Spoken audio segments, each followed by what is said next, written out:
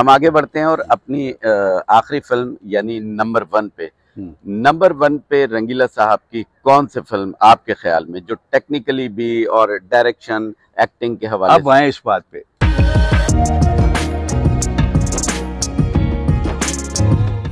देखिए, मैंने सारी हिट फिल्में जो भी थी उनकी, और भी फिल्में तो उन्होंने काफ़ी की, सबका मैंने जो जो भी था बायोडाटा बताया आपको।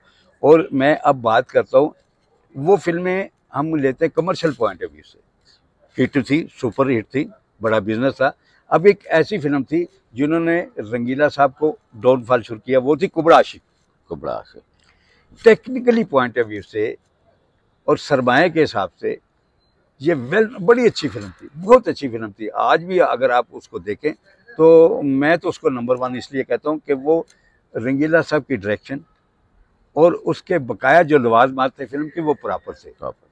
उसका एक गाना बड़ा हिट था, तू हुस्न की देवी है मैं हूँ तेरा पुजारी। इस फिल्म में जो हीरो थे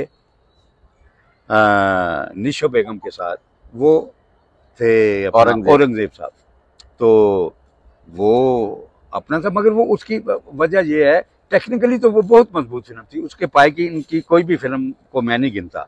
तो वो इसलिए पजीराई न उसको मिली कि वो रंगीला साहब का बूम पीरियड था, हंसारे थे लोगों को। और फिल्म के म्यूजिक डायरेक्टर उसके कौन थे, कहानी किसने तहरीर की थी?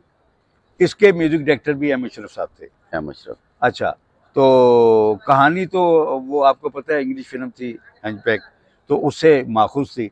तो अपना बशीर नियाज़ साहब भी थे, जो साथ साथ जो उन्होंने मामनियत की या जो कहा जो किया। तो असल में वजह ये हुई कि वो मैं अर्ज कर रहा था कि रंगीला साहब का बूम पीरियड था, लोगों को सहारे थे और टाइम बना हुआ था। इस फिल्म में वो 13 रील में गूंगे हैं।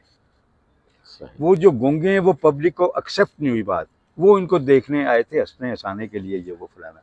तो जब उन्होंने ये देखा तो ये इस फिल्म की जो सबसे बुराई बनी वो ये थी कि इस फिल्म को वो, यानी रंगीला साहब ने तो अपने तौर पे उसमें शानदार किरदार निगारी फिल्म की, लेकिन पब्लिक ने जो है वो लगने से पहले ये पजीराई थी कि ये फिल्म 3-3 हाथ बिक गई थी।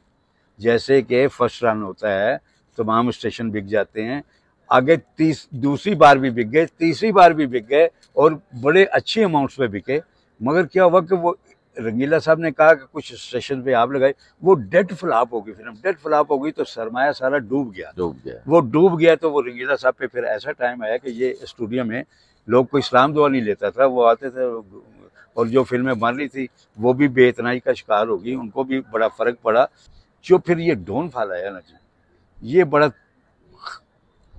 वो क्या कहना चाहिए कि बड़ी दुख और दर्द की दास्तान है कि रंगीला साहब, क्योंकि उनकी 3 घर थे और उनको चलाना, उनको आगे बढ़ना, फिर लोगों का वो मजाक उड़ाना, फिल्मों में ना लेना, और मैं कहता हूँ एक फाका मस्ती का दौर है।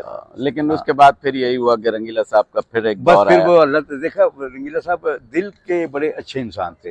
वो बस गलतियां भी होती हैं, अल्लाह ताला माफ़ भी कर देता है।